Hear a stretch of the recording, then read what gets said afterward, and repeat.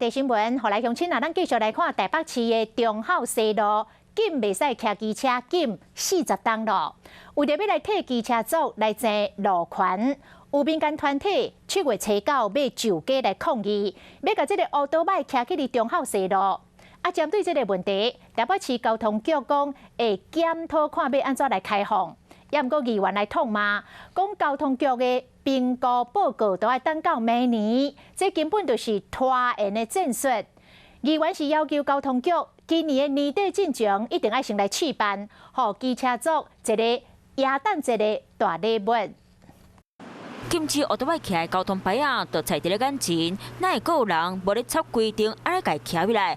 原因就是北市中孝西路有40年时间，拢规定机车袂当骑起来。若是拄到台金东岳，忠孝东路很大条，然后到那边我想要右转，结果我不能右转，绕到不知道哪里去了。希望它可以开放的。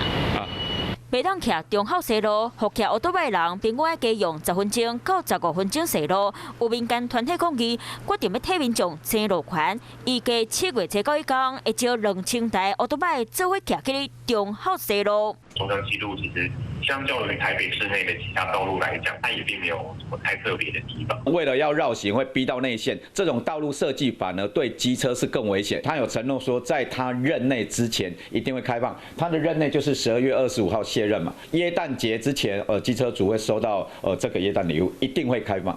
不满北市交通局的评估报告要等到明年，议员要求今年底进前，得先试办，互民众一个方便。若当初先怎禁止乌多摆？外界分析的原因，有人认为是公车量收济大，不过议员提出统计资料，北市前5大公车经过路线，第一名是罗斯福路，第2名则是中孝西路，认为这个禁令无合理。